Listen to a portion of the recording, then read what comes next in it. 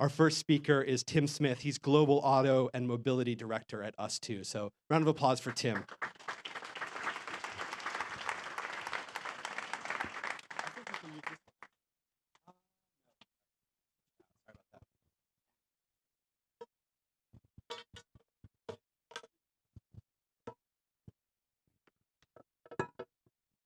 Thank you very much. I don't know how you got through that presentation with a padlock up on the screen the whole time. Hopefully I won't get the same lockout. Oh, I have to put my password in. Right, tell me if you can see. Can you see that? Nope. Ooh. I'm not as good at filling in awkward silence as the previous guy. Well, I guess I'll use this space to thank everyone for coming. I know it's the end of a... Yeah. Okay, scratch that. I'm not thanking anyone for anything after these technical... No, seriously though, thank you for the train line and Monzo for inviting me first and foremost to this event. And thank you all even more so for coming. Hi, Derek. Coming and listening to me talk. So I will first of all explain who I am and why I am. You probably heard of Get and Booking.com, but I'm not sure if all of you would have heard of ustwo. So I'll do a little introduction as to who we are. So has anyone played Monument Valley?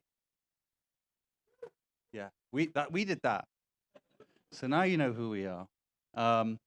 But really why I wanted to show this slide is because it helps tee up the main topic that I'll be talking about today, and that's about original experience manufacturers, and I'll come on to what I mean by that. But ustwo has always been a company that applies best-in-class user experience to emerging technologies. So everyone's got a smartphone nowadays, but 10, 15 years ago, no one had a smartphone. But we were developing apps for it, hoping that that was one of the technologies that would be successful, like we were doing with other things like virtual reality and augmented reality. But the smartphone was one of those things where we were applying our best-in-class user experience to. And thankfully, you know, it did explode, and now everyone's got an iPhone or an Android phone, and as a result, ustwo has become quite successful as well at applying user experiences to that technology. One use case is this Monument Valley, which pretty much everyone played by the look of people putting their hand up. So that's cool. So it's applying best-in-class user experience to the smartphone. But also, we apply best-in-class user experience to other technologies. It's not just, I mean, a lot of us know for Monument Valley, but we do all sorts of other things as well. In this case, we were applying best-in-class user experience design to wayfinding technology. So this is a company that was started within ustwo and eventually with some Google investments spun out and become its own business. But what this does is it uses Bluetooth beacons to help people with a vision impairment, blind people, to navigate the London Underground. So if you can imagine, it's difficult enough as a sighted person to be able to navigate the London Underground. But if you imagine you can't see, it would be an impossible task. So what people with vision impairment often have to do is ring up and call the station and have someone meet them and direct them to their platform.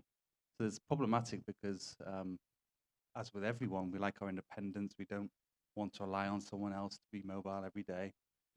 So what this system does is it enables independence and mobility to people with vision impairments. So again, applying user experience design to an emerging technology, which is this particular wayfinding technology. And again, we're in automotive, and that's what I'm here to talk about today. So we apply the best-in-class user experience design to the auto industry. So we started off maybe 5, 6 years ago, looking at ways to establish the best-in-class user experience for cars. So it started off with in-car HMI. This was a while ago when people started, the auto industry started seeing the success of smartphone and tablets and thought, oh, we could just transplant that into the car and it would be fine. What we noticed is that, you know, the context has not been considered there, and using your smartphone to, you know, book some food from your couch is much different to trying to do that while you're driving at 70 miles an hour. So the context of the user experience is not considered. So that's what we did, is we loaded a car buck that we actually just made out of sort of cardboard and sandwich boxes and all sorts. We loaded it with sensors. We had an Xbox Kinect camera. That was detecting gaze detection, where the eyes were, facial recognition, heart rate monitors, 1, 2, 3. I wanted to ask leap a motion question. controllers. I wanted to ask a question. Where did that come from? Who's God? What? Who's that? Who said that? Derek, was it you? Who has the question? Is it you? This isn't an act. This isn't. This is okay. Was it you, Lexi? Okay. Question? No? Okay. That was weird. The first there was not enough sound, and now there's too much sound. So it's applying the best-in-class user experience to the auto industry, or in particular in cars. What we did is we wrote a book, a prequel to that one, about applying the best-in-class user experience to the in-car through sort of guidelines.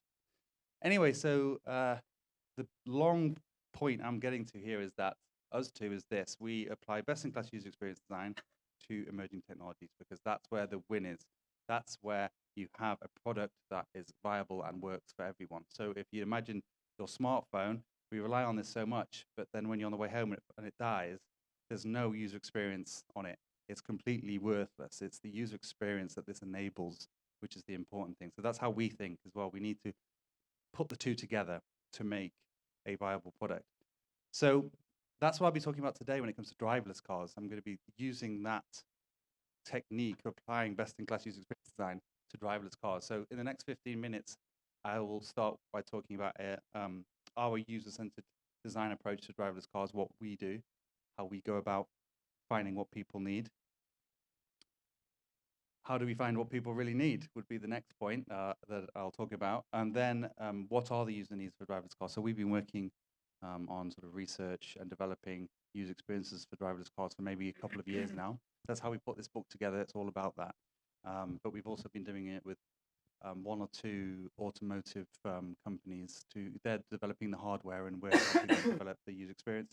And I'll be showing off some of these insights through a project that we've been working on over the past year or so. Okay, so user-centered approach to driverless cars. What is our perspective on applying this user experience to driverless cars? Well, we believe that vehicle ownership access is the future.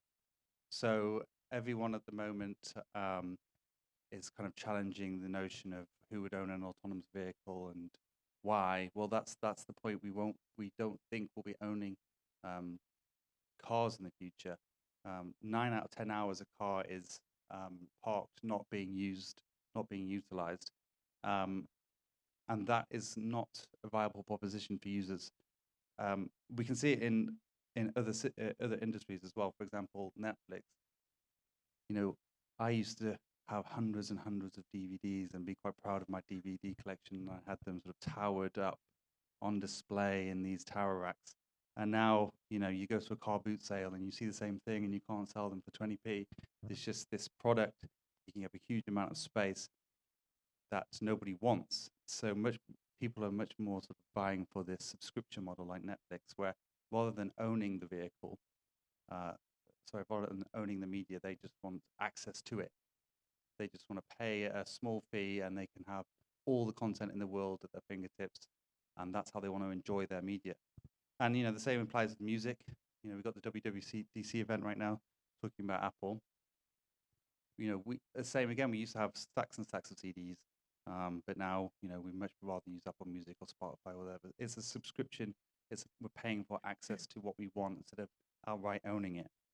And we're already starting to see that in the auto industry. For example, I was at CES in Las Vegas in January, which is a really horrible place to be. I don't want to go back again, but I think probably have to. Where I was invited to see Byton's. Byton is a new Chinese car company, and they were there and they unveiled their new M-Bike concept car, which I was invited to, which is really cool. And I watched the presentation. It was about 45 minutes. and they hardly showed the car. The car came right at the end, and it was really cool, and you could, open the door with your phone and all that. But most of it was talking about how you can pay for access to the car. So you don't have to own a Byton. You can own a Byton if you like. A lot of people do want to own their car, and I still think that will be the case.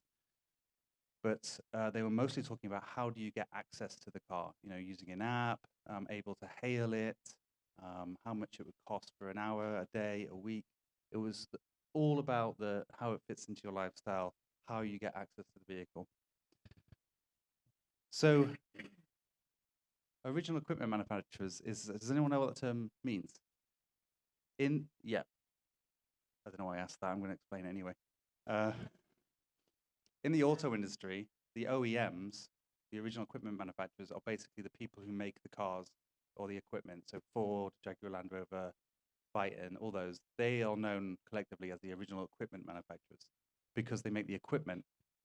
But that's becoming less and less important because, Apple don't make the CDs. They just give you access to the music. And Netflix don't make the DVDs. They just give you access to the DVDs. And Byton do make the car, but they also make the car so that they can give you access to mobility. So the original equipment manufacturers become the original experience manufacturers because it's far, far more important for the user experience to access the car than to own it. And that's the point that we're trying to get across to the industry, is that it's all about the experience. And that's what they're less experienced with dealing with. They're very, very good at making cars. They're very, very good at purchasing tons and tons and tons of sheet metal to get the margins right down and convert that into cars. What they don't know is, well, how do we make a user experience for someone who might need access to this car? And we even see a problem in procurement. They know how to buy tons and tons of metal because they can say it's this much tons for this much cost. But then, UX, well, how many wireframes do I get? How many buttons do I get? How much does that weigh? How many, does that button cost 2p and that one's bigger, so it costs 4p? And no, it doesn't work like that. So it's the industry itself is set up not to be able to consider the experience. But they are making strides, and we are helping them with that. But they are not considering the people who are using it. I'll give you an example instead of showing this dog gif. I just wanted to see this dog gif go a few times. Here's some autonomous vehicles that, some of which are just concept, and some of which, like the Neo in the bottom right there, is a production vehicle. And they're all beautiful objects, and they're all good in their own right, but they're all missing one piece of physicality, and that's the wing mirrors, all the side mirrors. So the assumption there being that there's going to be no driver to look into them, and so therefore no blind spot, and also save on costs, save on. I'm totally going to trip over this, aren't I? Going to save on sort of drag and all that. But what we know is when you speak to a broad number of people, and I mentioned the vision impaired and the blind earlier, they use the wing mirror to orientate themselves around the vehicle. So what they'll do is they'll reach out and feel for the wing mirror. And what they're doing there is they're looking for two pieces of feedback. One is the two pieces of tactile feedback. One is the curved side, and one is the flat glass side. And just with those two sensations, they know exactly which way the car is pointing, where they are in relation to the car, where the door is, and how they can get in independently. So if we look at these concepts, these are autonomous vehicles designs which are supposed to give greater mobility to people with vision impairment and wheelchair users and so on. Actually, what they're doing is the vision impaired actually can't enter the vehicle because their usual coping mechanism has been removed. And remember, there's no driver even to see them struggling and help them in. So they would hail this autonomous vehicle through an app or what have you, and it would arrive, and they wouldn't know where the door is, they wouldn't know how to get in. So that's where understanding the person, and not just like German businessmen going down the Autobahn designing a car for them, but this is an autonomous vehicle that we're not necessarily going to own anymore, that needs to give access and mobility to a great number of people. We really, really need to have a user-centered design approach that goes beyond, the norm. There's a new market, there are new customers who are going to be needing access to this vehicle. So we need to, make sure that we have a user-centered design approach throughout the whole supply chain and the whole development process of an autonomous vehicle. So this is an autonomous vehicle that we're working on. And what you can see here is that, while it looks like there are no wing mirrors, but there are. There is two little nubbins here. One here and one here. Is there one there? No, just there. That's fine. Maybe we moved it in the latest. Added one. So basically, what we've done there is we've kind of removed the wing mirror because it is, we agree that there's no driver that needs them, and it is cheaper. But what we've done is we've left the two pieces of information that the vision impaired need to enter the vehicle. We've left the curved side and the flat plastic side. There's not necessarily a mirror there, but it's got the same sort of flat texture. And with this small consideration, now a vision impaired user can use it. So that's just a small illustration as to how our approach has affected our design. So why is the user-centered design approach important? Well, I think I covered it because user experience is a major challenge, but also an opportunity. So I mentioned earlier that people with vision impairment can't drive cars. Now they can. We've heard from a number of people with vision impairment. One of the things that they most want is to be able to sit in the driver's seat. Even though they don't need to drive the car, just that status, just that feeling of driving in the driver's seat. That's something that they really want. Now they can, provided they can get into the car. So how do we find what people really want and need? Well, this is a difficult one because the technology doesn't actually exist yet. So we're having to test a product that's still in development. We can't sort of legally test it on the roads, although we sort of have in like the car park and around Shoreditch High Street and stuff like that. But it is difficult. But we're doing what we can. We're speaking with children, asking them to draw what they need. Senior people, these Tesla drivers, see what their experience is already. Taxi drivers, hearing what they learned from passenger rides, and that's me. And the cyclists then, what they think of cycling alongside manual cars, what they want from driverless cars, and speaking to as many people as possible, hearing their perspectives, and just collating this, seeing patterns, drawing lines, so that we can start writing almost a design brief for ourselves. But I won't talk for them. I've got a short video here that gives you a little flavor of some of the feedback and some of the insights that we've had from the broad range of people that we've been speaking to. I like to be fully in control of my car. It keeps me alert. I don't want to be in the hands of a robot. To be honest, I don't know if I would enjoy it because I like to communicate. Sometimes people just come in, they just want to chat. They want to tell you about all their problems. So they know they're never going to see you again. Sometimes they might even want advice.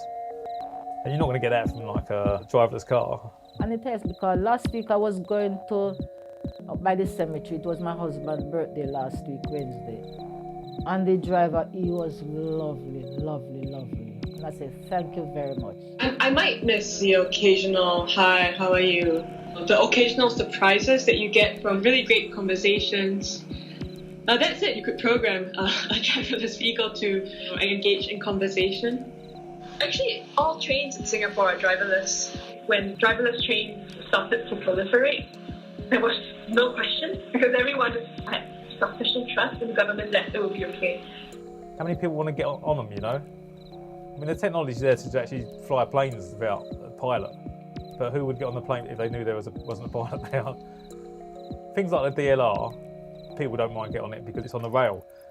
Yeah, I think I've been on it twice, yeah. Is it driverless? It is, yeah. I won't go back on it. Well, I have a feeling it's probably due to my age. I think young people are so much into it, they're born with it. A bit weird, and I would probably always be looking forward. Why? Because you always have to have a driver, and then if there's no driver, it would be scary. I will never, ever, ever leave without my parents. I am too there's part of me that thinks if I go too far down this line and get to the point where I totally trust the car to drive itself, so I don't actually touch the steering wheel, am I overstepping a mark if an incident happens, and how would I feel about that from a family perspective if somebody got injured as a result of that? I think I would feel more comfortable cycling and kind of living around autonomous vehicles. I think I don't inherently trust people's behaviour. Sometimes you have to try things to prove it. So now you have to tell me about that thing, DLR without driver. I'm going to try it again. I want to see the front part of it and see. And I look first and see, is there anybody there, and go on it. Oh, I see. We don't need a license for a driverless car. Ah, that could be a solution. We'll see. We'll see, indeed. A lot of questions there around trust. Trust is a big topic that's come with driverless cars, of course. The problem that we see, though, is that it's been oversimplified. Everyone thinks no one trusts the car with their lives, it's going to crash. The fact of the matter is they won't be allowed on the road until they're 10 times safer than human drivers. I think it's like 94% of fatalities on the road is human error. So remove the human and you remove 94% of fatalities is the theory. But that's oversimplification, you know. I think, and that's the easy thing, the technology, making sure it doesn't kill people. I mean, it sounds, it's not easy, but it's relatively speaking not the hardest thing, because there's all sorts of issues around trust. Some people don't trust the car with their data because they're going to be very, very connected pieces of kit that's going to know almost everything about the passenger, where they've been, where they're going, what they look like, what their heart rate is, what their bank details are. So there's trust around the data, of course, which is a big deal. People with autism don't trust themselves in an autonomous vehicle. It's a complex thing, but it's something that we've been seeing. Even the people with vision impairments don't trust other people on autonomous vehicles because they feel uncomfortable, slowing down the vehicle so that they can board, and it upsetting other people. They also don't trust. I was saying, may I ask a question or not? Vehicle is taking them the right way. So we all have a classic sort of anxiety when we've arrived in a foreign city and we get a taxi somewhere. Oops, what is that? Am I hearing those? Watch it. Okay. Is this taxi driver's picked me up from an airport, he knows I'm not local, he's going to take me around the houses to get extra money, don't trust him. We all have that. Take away the driver, good, none of that issue. However, people who are blind, they actually rely on the driver an awful lot to know that they're just getting home the right way. But they don't trust the driver. They'll ask the driver, "What can you see?" And if the driver gives them the correct information, then that they know that they're going the right way. You take the driver out, and they're reaching out and asking. We've observed this in tests. They're sort of calling out and asking questions because they're used to it. But there's no driver there to respond, and they just get incredibly, incredibly anxious. So this issue of trust needs to be properly explored because it's far more than just will it crash or not. There's just so many user needs that we need to mitigate for, and that leads me on nicely to this slide. What are the user needs for a driverless car? Other than, I don't want to die. That's the big one. But first and foremost, there's more subtler things that we need to look at. So the practical and emotional needs. And that's what I was alluding to just now. Physically being able to board the vehicle is one thing, but emotionally speaking, can you board the vehicle? That sounds a bit silly, but here's an example. So this is the London bus.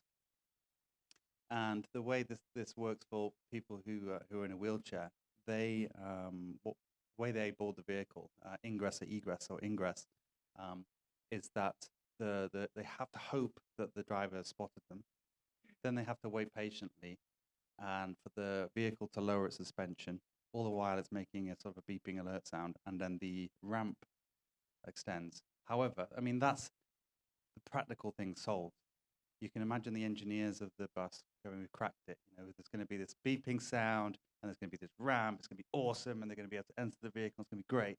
Yes, they can practically enter the vehicle, but emotionally speaking, it's very, very exclusive or non-inclusive and non-discrete. So able-bodied people, people who normally walk onto the bus, they have to walk on from at the front of the bus. But wheelchair users will enter from a different entrance where the ramp is at the exit. So it's segregating them from other people, and that makes them uncomfortable, and it's completely indiscreet. So emotionally speaking, it's not accessible. It's almost inaccessible. So there's these emotional needs that are somewhat invisible to some of the car companies. That's what we're helping to sort of educate and design with, all of these human needs of practical and emotional.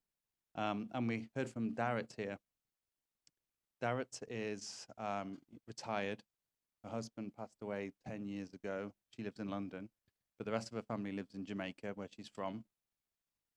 She's just lost her license because I think over 70 or 75, you have to retake your test, and quite often, more often than not, the standards have changed since when they passed, so they often fail. So she lost her driver's license, and unfortunately, she's also had some hip surgery, so she's unable to leave the house. What's happened is she's developed what's called isolation-based depression, where she has no human interaction for most of the week. And neuroscientists suggest that the need for human interaction is as important as food and water. Food and water will practically keep you alive, but sort of human interaction is what keeps you mentally healthy. We all need it. And so what she will do is she will take a taxi to somewhere. She's sort of admitted that sometimes she'll just make it up, like I need to get some milk from a supermarket when I could just, that's way down the street, just so that she can talk to someone, just because she needs that human interaction. So you take the driver away, and that coping mechanism, again, is gone.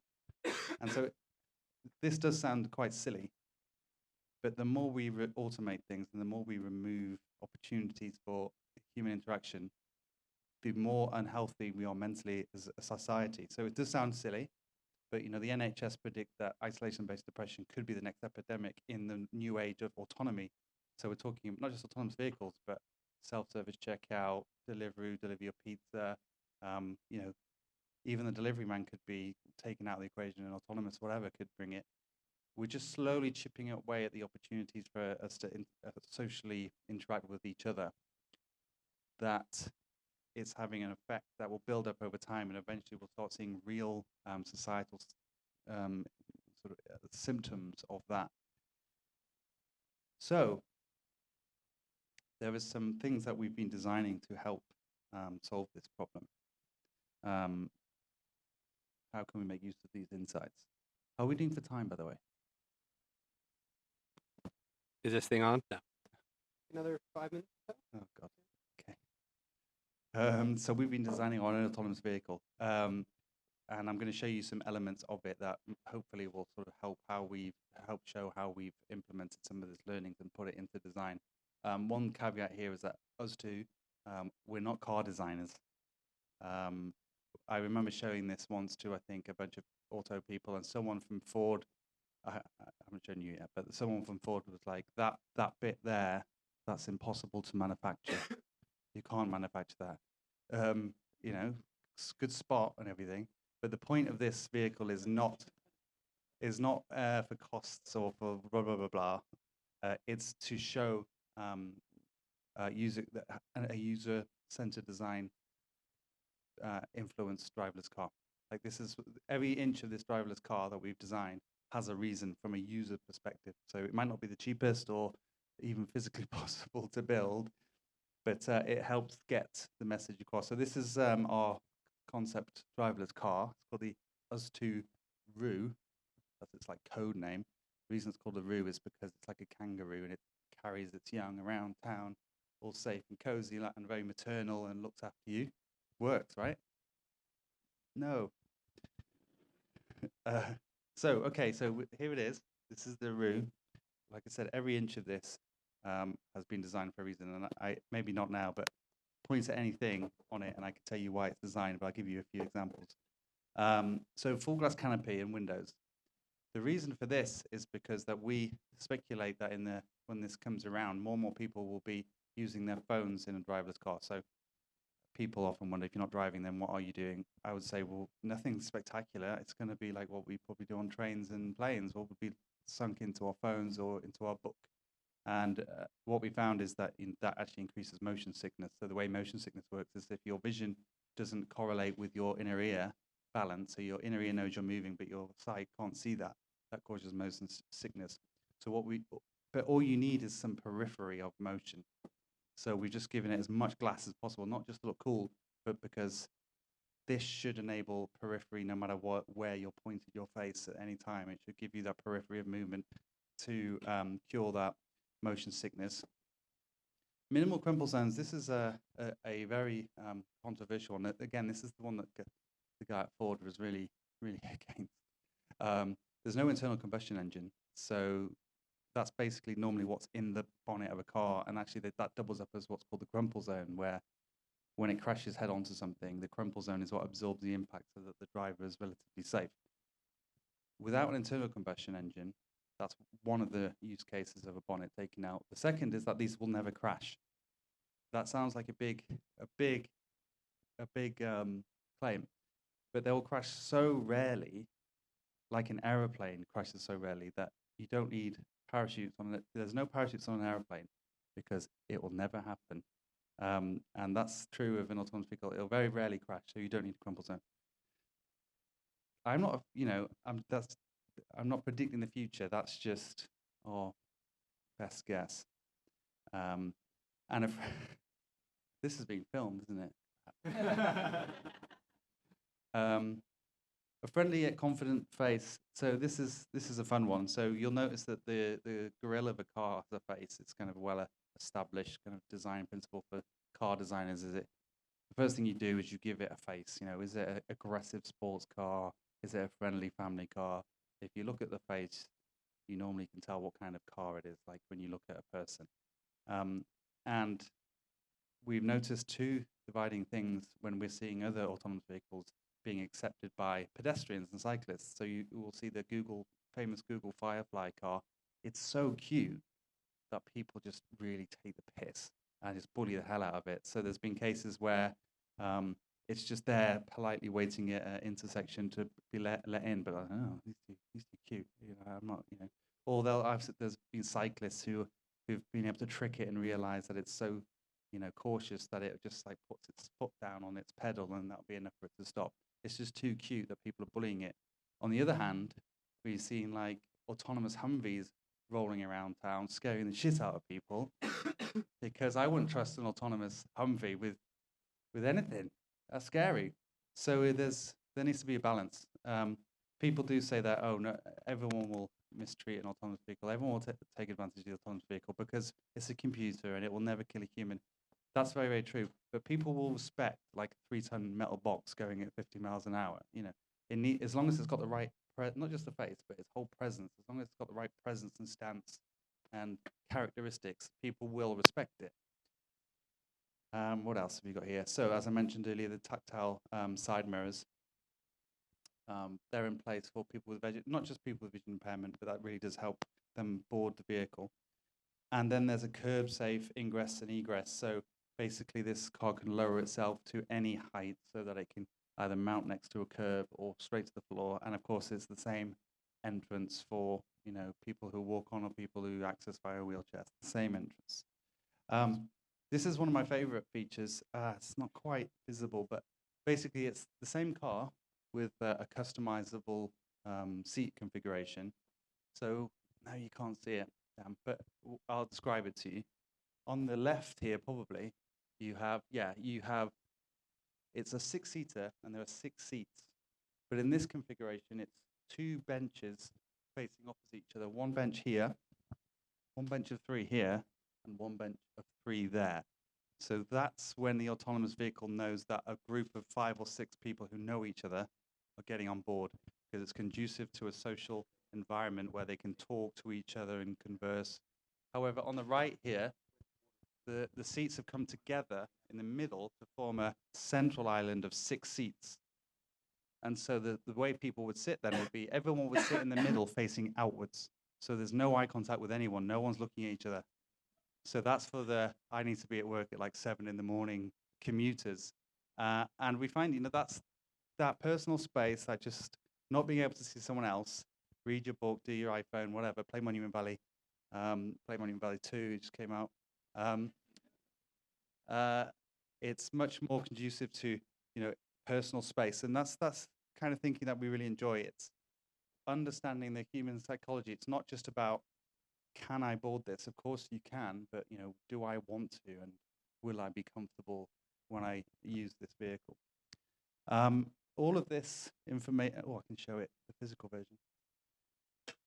So a lot of our research from the past year and a half or so is in this book, but don't worry, you don't need to buy this. It's the PDF version is available for free online, ustwo.com/auto for free. Ooh. That was the thing I had to fix, and that's why we're like 5 minutes behind, and the animation wasn't working. So I hope you enjoyed it. So please download that, ustwo.com/auto. Yeah. And that's it for me. Thank you very much. Woo!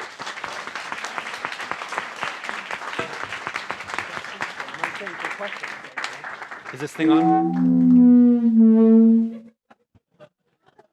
I think I just time traveled or something.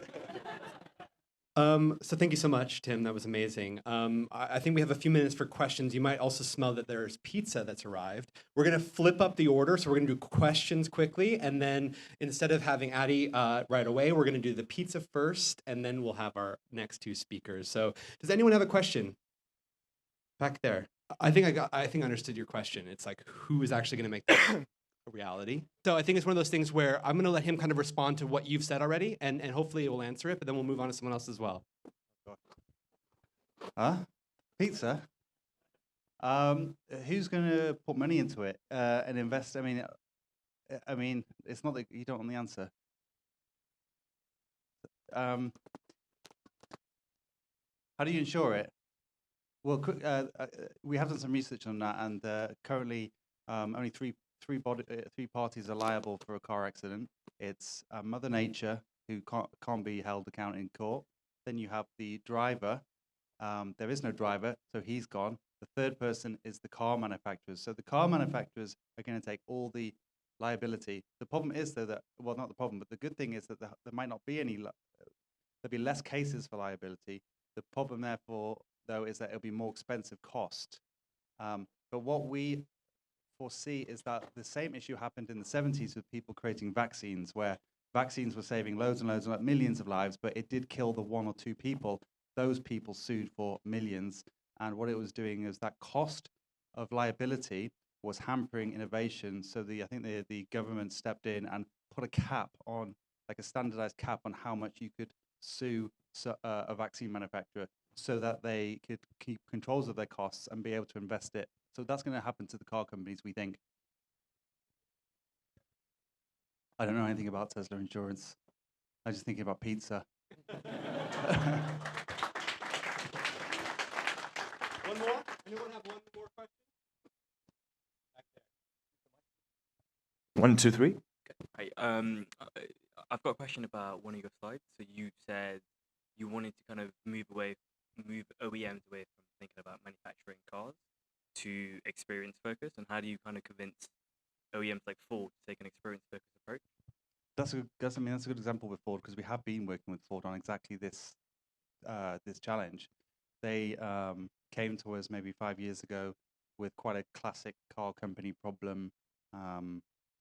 And in that project, it didn't go very well, but we were trying to get them to sort of agile way of thinking, user-centered design, thinking about telling them about the future, that less and less people are owning I think that in that year, it was the first year in 10 years they made a profit on car sales. So it's quite easy to convince them that perhaps they will need to look at other spaces. Now, I'm not saying we convinced them to do this next thing, but they started up a company called Ford Smart Mobility, which is now like a huge area of investment for them, where they're looking at other mobility options not related to the car. They have Go Ride and Go Drive and Go Park, which are looking at bus shuttle services for disabled people, and parking solutions to help ease congestion in London.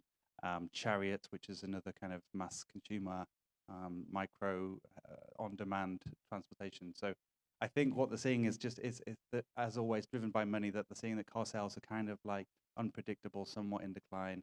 They can see trends in other industries like Netflix and Apple, whereby people are less about owning cars and more about subscribing to access. I think they can see the macro and sort of industry trends, and are kind of wisely investing in those as well.